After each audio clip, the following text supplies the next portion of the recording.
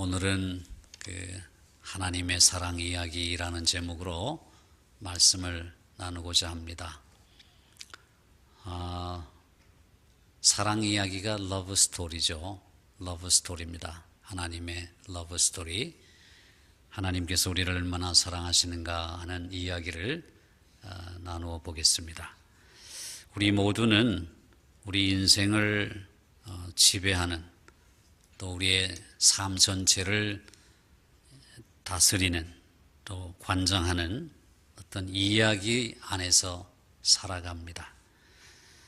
우리가 알고 믿는 이야기를 통해서 세상과 관계를 맺고 또 다른 사람들과 관계를 맺습니다. 대부분의 사람들에게 있어서 우리의 삶을 지배하는 가장 중요한 이야기는 우리의 근원에 대한 이야기, 특별히 가족에 대한 이야기일 것입니다. 하지만 우리의 삶을 지배하는 우리의 뿌리에 관한, 근원에 관한, 가족에 관한 이야기는 그보다 훨씬 큰 이야기 속에 아주 작은 일부분일 뿐입니다. 가령 저는 제가 언제 태어났는지 제가 아는 게 아니죠. 부모님이 말씀해 주셨으니까 아는 것입니다. 부모님이 이야기를 통해서 얘기해 준 겁니다. 1957년 음력 2월 금음날에 태어났다고 말씀해 주셨습니다. 너는 닭띠로 태어났다. 띠도 가르쳐 주셨습니다.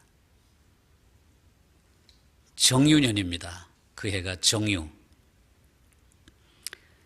그래서 저는 그렇구나. 내가 그때 태어났구나. 그리고 태어난 장소도 말씀해 주셨습니다. 경상북도 영주군 장수면 소룡리 693번지에서 태어났다. 그렇게 말해 주셨어요. 그래서 저는 그 이야기를 믿고 있습니다. 한 번도 의심한 적이 없어요. 저희 아버지의 이야기는 가끔씩 해드렸습니다마는 15살에 장가를 가셨습니다. 소꿉장난처럼 장가를 가신 거죠. 아버지는 영주, 어머니는 예천. 경북 예천 출신의 28 청춘이면 16살인데 우리 어머님은 28 청춘이 아니라 27 청춘에 아버지를 만났습니다. 27 청춘은 청춘이랄 것도 없이 언나하죠. 14살입니다. 아버지 15살, 어머니 14살.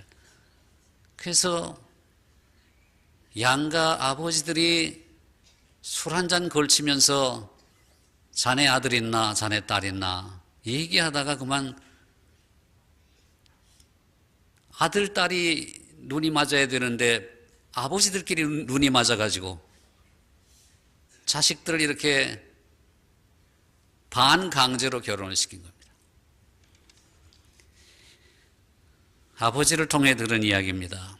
제 증조 할아버지께서는 경상북도 영주에서는 유명하신 대선비였다고 합니다. 한학자죠. 글씨체가 수려하고 많은 사람들의 존경을 받은 그런 분이셨다고 합니다. 아마 조금 뻥이 들어가 있는지도 모르죠. 아버지께서 말씀해 주셨으니까 그냥 믿는 겁니다. 그러려니 저는 한 번도 뵌 적이 없으니까요. 그리고 어머니 쪽은 또 어머니께서 당신의 아버님에 대해서, 외할아버지에 대해서 이런저런 얘기를 해 주셨습니다. 전 외할아버지를 또 뵌 적도 없어요. 제가 태어나기도 전에 돌아가셨으니까요. 그런데 외할아버지는 예천에서 내노라 하는 선비라고 합니다. 아마 아버지가 저의 증조 할아버지를 자랑하니까 어머니는 또 당신의 아버지를 또 자랑하느라고 서로 이제 자랑하느라고 얘기한 것 아닌가 하는 생각도 들지만 뭐 한 번도 의심한 적이 없습니다. 그러려니 그렇게 저는 생각을 하고 자랐습니다.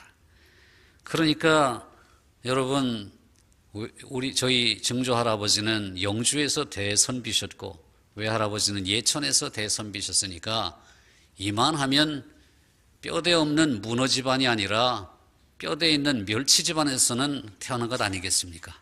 그렇죠? 네, 저희 집안은 멸치 집안입니다. 제가 또 이런 이야기를 아내에게 해주니까 아내가 내가 질소냐? 그러면서 자기 얘기를 하는 겁니다. 우리 집안을 자랑하니까 자기 집안을 자랑하는 거예요. 제가 또 아내에게서 들었습니다. 아내의 외할아버지는 전남 조선대 교수를 역임하셨습니다. 일제시대 때 독일에 유학 가셔서 튜빙겐 대학, 대단히 유명한 대학이죠. 튜빙겐. 거기서 철학 박사를 받으셨으니까 대단하신 분이시죠. 일제시대에 독일에 유학 갈 생각까지 하고 그 유명한 튜빙겐에서 철학 박사를 받고 돌아오셨다. 대단한 분입니다. 뿐만 아니라 아내의 아버지, 저희 장인께서는 그 어려운 6.25 동란 이후에 독일에 유학을 가셔서 그 독일이 아헨이라고 하는 공과대학이 대단히 유명한데 거기에서 학위를 받고 돌아오셔서 평생을 교수로 사셨습니다. 가만히 듣고 보니까 제가 좀 밀리는 것 같아요. 우리 집은 멸치 집안인데 우리 아내의 집안은 명태 집안쯤 되는 것 같아요. 이것이 우리의 이야기입니다. 이처럼 우리 모두에게는 족보에 대한 이야기가 다들 있습니다. 그런데 그저 전해져 오는 이야기입니다. 그래서 어느 정도 이 뻥튀기가 있을 개연성이 있습니다. 그저 전에 들은 이야기니까요. 이런 이야기를 들으면서 우리는 서로 관계를 맺습니다. 아, 저 사람은 저런 이야기 속에서 자랐구나. 저 사람은 저런 이야기 속에서 자랐구나. 그러면서 우리의 삶을 만들어 갑니다. 이것은 우리 인생을 지배하는 작은 이야기에 불과합니다. 정작 중요한 이야기가 있어요. 뻥튀기가 되지 않은 진짜 진리인 이야기 말이에요. 그 이야기가 성경이 말하는 하나님의 이야기입니다. 저는 오늘 여러분에게 이 하나님의 이야기를 들려주고 싶어요. 우리가 무엇을 믿는가? 우리 그리스도인이란 누구인가? 우리가 바라보는 세계는 어떤 세계인가? 또 여야 하는가? 이런 얘기를 들려주고 싶습니다. 이 성경 이야기에 비추어서 나의 이야기를 만들어가는 것이 그리스도인입니다. 이 이야기, 성경의 이야기를 오페라로 현준다면은 4개의 악장으로 구성되어 있습니다. 첫 번째 악장은 창조 이야기입니다. 두 번째 악장은 타락 이야기입니다. 세 번째 악장은 구원 이야기입니다. 그리고 네 번째 악장이 새 창조의 이야기입니다. 이 4개의 악장으로 우리는 세상을 바라봅니다. 그리고 그 이야기 속에서 나의 이야기를 찾아갑니다. 이것이 그리스도인이에요. 첫 번째 창조의 이야기는 이렇게 시작이 되죠. 성경의 첫 구절이 뭡니까? 태초에 하나님이 천지를 창조하시니라. 성경 이야기에 등장하는 인물은 첫 인물이 사람이 아닙니다. 하나님이셔요. 태초에 하나님이 천지를 창조하셨다. 정확하게 번역하면 아무것도 없는 무의 이런 공간 속에 시간과 모든 물질의 그 생성되기도 전에 그 역사의 시작 순간에 엘로힘이라는 분이, 엘로힘이 하나님입니다. 엘로힘이라는 분이 그 하늘들과 그 땅을 창조하셨다, 이렇게 되어 있습니다. 그 하늘들, 하늘이 들이라고 복수형으로 되어 있어요. 하 샤마임이라고 되어 있습니다. 그리고 그 땅이 바로 지구입니다. 하늘들과 땅을 창조하셨다. 그러니까 하나님의 이야기, 성경의 이야기는 하나님으로부터 시작이 돼요. 엘로힘이라는 말은 복수형입니다. 엘로아흐라는 말의 복수형이 엘로힘입니다. 하나님이 복수형이에요. 하나님들이란 말이에요. 거기에 성부, 성자, 성령 하나님이 들어있는 것입니다. 그리고 하나님의 이름을 복수형으로 취급하는 것은 히브리어 문법에서는 장엄복수라고 합니다. 그러니까 광대하고 장엄하고 위엄이 워낙 커서 단수로 표현하는 것이 아니라 복수형으로, 한 개가 아니라 여러 개로 이렇게 복수형으로 표현하는 것이 히브리어의 문법입니다. 하나님은 장엄하신 분이라는 거예요. 성부, 성자, 성령 하나님은 장엄하신 분이에요. 위엄이 크신 분이에요. 광대하신 분이에요. 그 어마어마하신 분이 그 하늘들과 그 땅을 창조하셨다. 이것이 성경의 첫 번째 이야기입니다. 태초에 아무것도 없는 상태에서 하나님께서 말씀만으로 천지 만물을 창조하신 것입니다. 그리고 하늘들과 땅을 지으신 후에 그곳에 인간이 살아갈 수 있도록 모든 것을 갖춘 아름다운 세상을 디자인하셨습니다. 설계하셨습니다. 그리고 그 땅 위에 자신의 형상을 따라 지은 남자와 여자를 만들어 주셨습니다. 그 남자와 여자가 우리가 아는 아담과 하와입니다. 보이지 않는 하나님께서 당신의 형상대로 아담과 하와를 빚으셔서 지으신 것은 그 인간들로 하여금 하나님을 보여주기 위한 것입니다. 하나님의 형상대로 지으셨으니까요. 보이지 않는 하나님이 보이도록, 당신이 보이도록 사람을 지으셨다는 것입니다. 그리고 당신의 형상을대로 지은 사람을 보시기에 심히 좋았더라고 말씀하셨습니다. 그런데 하나님이 지으신 모든 동물, 짐승들은, 새들은 다 짝이 있는데, 암수 짝이 있는데 최초의 인간인 아담에게 짝이 없는 것을 보시고 혼자 사는 것이 좋지 않구나라고 생각했습니다. 하나님 보시기에 좋지 않은 첫 번째 일이 사람이 혼자 사는 것입니다.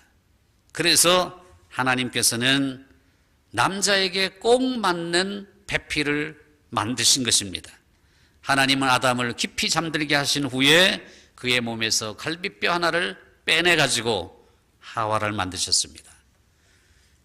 깊은 잠에서 깨어난 아담은 자신 앞에 놓여있는 그 여자의 아름다운 모습을 보고 이렇게 감탄했습니다.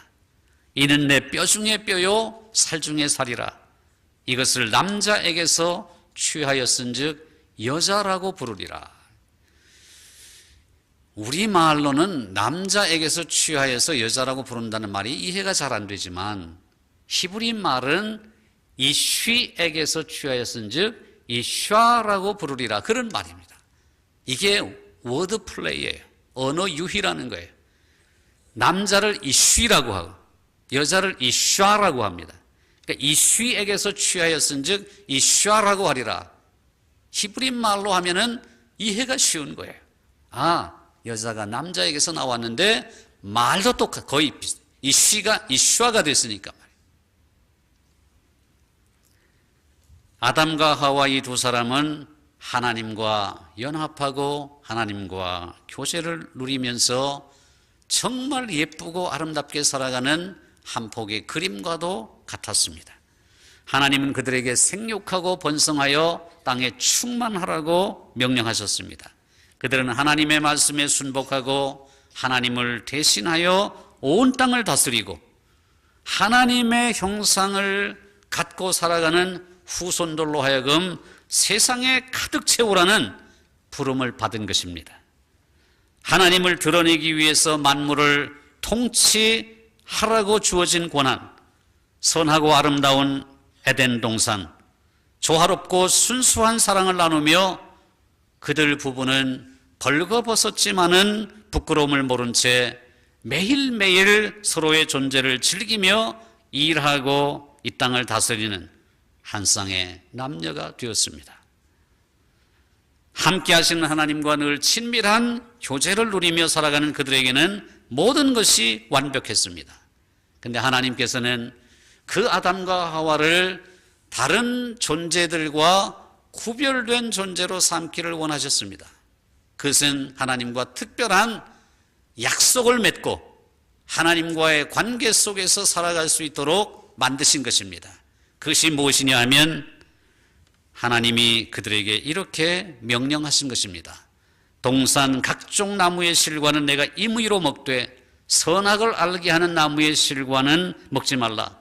네가 먹는 날에는 반드시 죽으리라. 왜 다른 동물들에게, 다른 피조물들에게는 그런 말씀을 안 하시고 인간에게만 선악과에 대한 명령을 주셨는가?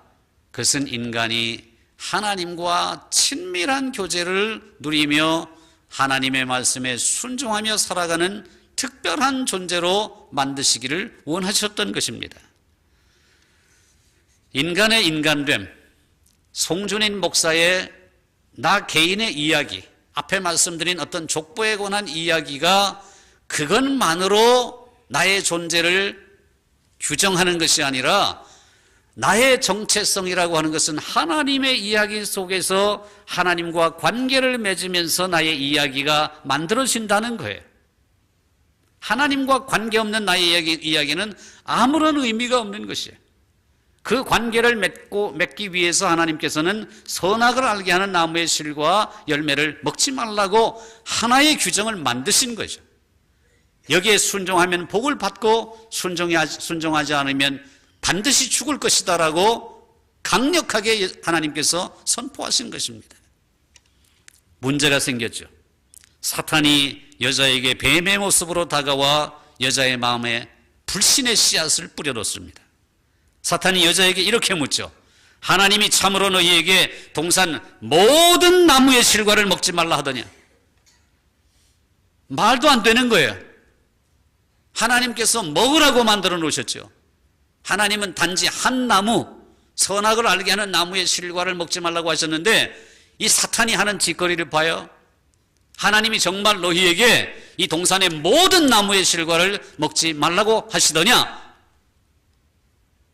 얘기거리를 만드는 거예요. 말도 안 되는 질문을 하는 거죠. 처음부터 동산 중앙에 있는 선악을 알게 한 나무의 실과를 먹지 말라고 하더냐? 이렇게 묻지 않고 이 동산에 있는 모든 나무의 실과를 먹지 말라고 하시더냐? 이렇게 묻는 거예요. 접촉점을 찾는 거예요. 얘기를 하고 싶어서. 여자가 대답하죠. 아니야 그게 아니야. 동산 있는 모든 나무가 아니고 동산 중앙에 있는 저 나무의, 특별한 저 나무의 실과 그 열매는 먹지도 말고 만지지도 말라고 하셨어. 그걸 먹거나 만지면 죽을 거라고 말씀하신 거야. 이렇게 바로잡아 줍니다. 그러자 뱀이 이렇게 말하죠. 에이구 무슨 말, 하나님께서 거짓말 하신 거야. 너희가 그거 먹어도 결코 죽지 않을 거야. 그리고 그것을 먹으면 너희 눈이 밝아져서 하나님과 같이 되어 선악을 알게 되는 그런 존재가 될까 봐 하나님께서 지레 막으신 거야. 먹어봐, 하나님같이 된다니까. 사탄이 교묘하게 유혹을 합니다. 사탄의 유혹을 받은 하와는 하나님의 말씀을 믿고 순종해야 되는데 오히려 사탄의 거짓말에 귀가 솔깃해졌습니다. 아닌 게 아니라 그 나무를 가만히 쳐다보니까 먹음직도 하고 보암직도 하고 지혜롭게 할 만큼 탐스럽기도 한 나무로 보였습니다. 먹고 싶은 생각이 간절했습니다. 먹을까 말까 먹을까 말까. 그 순간에 하와는 사탄의 거짓말을 믿고 말았습니다. 자기만 먹는 것이 아니라 옆에 있던 남편에게도 권하여 그 열매를 먹게 하고 말았습니다. 그것이 이 세상에 죄가 들어온, 불순종으로 말미암아 죄가 들어온 첫 번째 순간입니다. 어느 분이 이렇게 묻습니다. 목사님, 하나님이 아담과 하와에게 선악과를 먹으면 반드시 죽으리라고 말씀하셨는데 왜 죽지 않았습니까? 왜 죽지 않았습니까? 죄의 싹은 사망이라고 말씀하지 않았습니까? 옳죠. 그분의 말이 옳아요. 사실 아담과 하와는 선악과를 따먹는 순간에 죽었어요. 안 죽었는데요. 죽었다니까요. 하나님이 말씀하신 죽음은 단순한 육체의 죽음만이 아니라 세 가지 죽음이 있어요. 영적인 죽음, 관계적인 죽음, 육체적인 죽음. 이 세 가지 죽음이 있어요. 영적인 죽음이 무엇이냐면 하나님과 관계가 끊어지는 거예요. 하나님과 관계가 끊어지는 것이 죽음이에요. 관계의 죽음이라고 하는 것은 무엇이냐 하면, 보세요. 아담이 하와가 처음 만들어졌을 때 내 뼈 중에 뼈요 살 중에 살이라 이렇게 아주 감탄하고 경탄했던 그가 죄가 속에 들어오자 하나님이 제게 주신 저 여자가 나를 유혹해가지고 내가 저 여자 때문에 먹게 되었나이다라고 발뺌하지 않습니까? 이게 관계가 파괴되는 거예요. 그것뿐이 아닙니다. 이 세상에 육체적인 죽음이 도래합니다. 첫 번째 죽음이 어떤 죽음인지 아십니까? 아담과 하와의 두 아들이 있었어요. 하나는 가인, 다른 하나는 아벨이에요. 하나님께서 아벨과 그 제사는 연락하셨지만 가인과 그 제사를 받지 않으셨어요. 형인 가인이 화가 났어요. 하나님께서 왜 내가 드리는 제사를 받지 않으시는가? 아벨 것만 받고, 화가 나가지고 아벨을 들판으로 유혹해서 끌어내가지고 돌로 때려가지고 죽였어요. 아담과 하와의 가정의 최초의 죽음이 형제끼리 싸워가지고 형이 동생을 죽인 사건이에요. 그 이후로 육체적인 죽음이 이 세상에 도래하게 된 거죠. 죄의 삭은 사망이에요. 하나님과의 관계가 파괴되죠. 또한 인간과 인간 사이의 관계가 파괴되죠. 뿐만 아니라 이 세상에 육체적인 죽음이 도래하게 된 것이란 말이에요. 근데 하나님께서는 그 죄로 말미암아 그렇게 죽은 인간들을 내버려 두시지 아니하시고 구해내시기로, 그들을 구원하시기로 작정하셨어요. 그래서 아담과 하와에게 가죽옷을 지어 입혀주셨죠. 가죽옷을 지어 입혀주셨다는 말은 짐승이 죽었다는 말이에요. 짐승이 죽었다는 말이에요. 아담과 하와의 수치와 죄와 부끄러움을 가려주기 위하여 짐승을 잡은 거예요. 짐승을 죽여서 그 짐승의 가죽을 벗겨가지고 그것으로 옷을 만들어 입혀주신 거죠. 한 짐승이 희생함으로 죄와 수치를 덮어주신 거예요. 이것이 최초에 나타난 속량이라는 개념이에요. 최초의 성경에 나타난 대속이라는 개념이에요. 대신 죽는 거죠. 죄인을 대신하여 죽는 것이에요. 누구를 상징하고 있어요? 바로 예수 그리스도를 상징하고 있는 것입니다. 예수 그리스도의 십자가 사건을 상징하고 있는 최초의 사건이에요.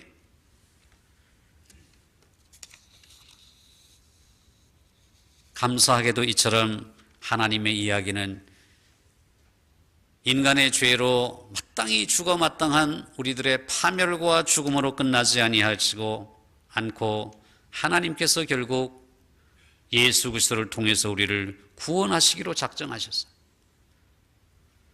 하나님이 세상을 이처럼 사랑하사 독생자를 주셨으니 이는 그를 믿는 자마다 멸망하지 아니하고 영생을 얻게 하려 하심이라. 하나님은 죽은 우리, 허물과 죄로 죽은 우리, 하나님과 관계가 단절된 우리, 인간과 인간 사이의 관계가 파괴된 우리, 그로 말미암아 육체적인 죽음을 죽을 수밖에 없는 우리를 내버려 두지 아니하시고 마치 짐승이 희생되어 가죽옷을 지어 입혀주신 것처럼 예수 그리스도를 십자가에 달려 돌아가시게 하심으로 말미암아 우리와 우리의 모든 죄와 허물을 덮어주시고 대속해 주신 사실을 믿으시기를 주의 이름으로 축원드립니다. 예수님의 제자인 요한은 영접하는 자, 곧 그 이름을 믿는 자들에게는 하나님의 자녀가 되는 권세를 주신다고 말씀하고 있는 것입니다. 이제 마지막 악장의 이야기가 남은 거예요. 그 마지막 악장의 이야기가 새 창조의 이야기입니다. 예수님은 장사 지낸 지 사흘 만에 영화로운 몸으로 부활하셨습니다. 그분은 십자가에서 우리의 죄값을 치르시고 죄의 권세를 파괴하셨습니다. 죽음의 권세를 이기셨습니다. 하나님께서는 부활하신 예수님에게 하늘과 땅의 모든 권세를 주셨습니다. 예수님은 새롭고 완전한 새 창조 세계의 완전한 아담이 되신 것입니다. 첫 번째 아담은 연약한 인간이었어요. 두 번째 아담인 예수 그리스도께서는 하나님이신 분이 인간의 몸을 입고 이 땅에 오셔서 완전한 인간이 되신 거예요. 예수님께서는 이 땅에 그분의 교회를 세우셨습니다. 신약 성경에서 교회란 단어가 가장 먼저 나오는 곳이 마태복음 16장 18절이에요. 너는 베드로라, 내가 이 반석 위에 내 교회를 세우리니 음부의 권세가 이기지 못하리라. 내 교회를 세우겠다고 주님이 말씀하신 거예요. 그리고 교회에 주신 권세가 음부의 권세가 이기지 못하는 지옥의 대문들이 넘어지고 마는 그런 권세를 주신 것이에요. 교회는 예수님의 신부 아닙니까? 우리는 하나님의 새로운 피조물입니다. 예수님의 삶과 죽음과 부활을 믿는 모든 사람은 이제 예수님 안에서 새로운 피조물이 되는 것이에요. 옛사람인 첫 아담은 죄를 범했고 그로 인해서 모든 인류는 원죄를 가지고 태어나게 되었지만 둘째 아담이신 예수님은 성령으로 잉태되셨기 때문에 죄가 없으신 분이에요. 그러므로 우리도 성령으로 거듭날 때 예수님 안에서 새로운 피조물이 되는 것입니다. 그런즉 누구든지 그리스도 안에 있으면 새로운 피조물이라. 이전 것은 지나갔으니 보라 새 것이 되었도다 라고 말씀하고 있는 것입니다. 하늘과 땅의 모든 권세를 가지신 예수님은 승천하시기 전에 우리에게 대사명을 주셔요. 바로 이것이죠. 하늘과 땅의 모든 권세를 내게 주셨으니 그러므로 너희는 가서 모든 민족을 제자로 삼아 아버지와 아들과 성령의 이름으로 세례를 주고 내가 너희에게 분부한 모든 것을 가르쳐 지키게 하라. 볼지어다 내가 세상 끝날까지 너희와 항상 함께 있으리라. 여러분, 하나님께서 아담과 하와에게 생육하고 번성하여 땅에 충만하고 땅을 정복하라고 명령하신 것처럼 예수님께서는 우리에게 모든 민족을 제자로 삼아 아버지와 아들과 성령 이름으로 세례를 주라고 말씀해 주셨어요. 이것을 우리는 지상명령이라고 해요. 지극할 지자에 윗상자 써서 영어로 The Greatest Commission, 최상의 명령, 최상의 명령, 가장 큰 명령이라고 하는 거예요.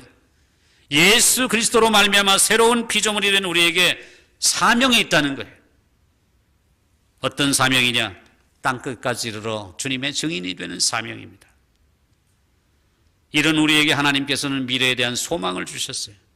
새로운 창조의 사건은 개인에게 이 개인의 차원을 넘어서서 내가 죄악 가운데서 영원한 형벌 받을 수 없는 죄인이 예수님을 믿음으로 말미암아 새로운 피조물이 되는 것에 그치지 아니하고 온 세상 천지를 하나님께서 새롭게 바꾸신다는 거예요.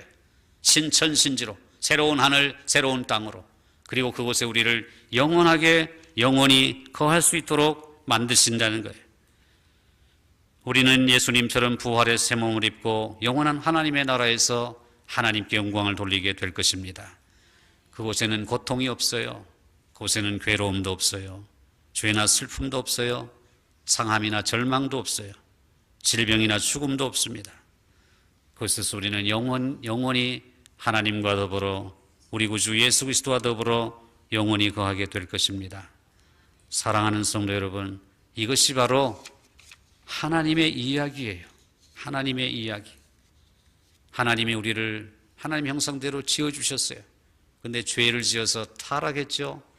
죄의 삭은 사망인데 하나님께서는 우리를 구원하시기로 작정하셔서 예수 그리스도를 이 땅에 보내주셨어요. 예수님을 믿으면 어떻게 된다고요? 새로운 피조물이 된다고요. 그런 우리에게 어떤 소망이 있다고요? 영원한 하나님의 나라에서 살 수 있는 소망이 있다고요. 그런 소망을 가지고 살아가는 우리는 어떻게 해야 된다고요? 세상 땅끝까지 이르러 주님의 부활의 증인이 되는 것이, 십자가 복음의 증인이 되는 것이에요. 이것이 바로 그리스도인의 스토리예요.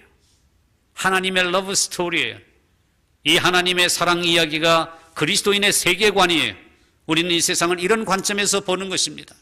창조, 타락, 구원, 재창조, 이와 같은 도식을 가지고 세상을 바라보는 거예요. 이 얼마나 영광스러운 일입니까?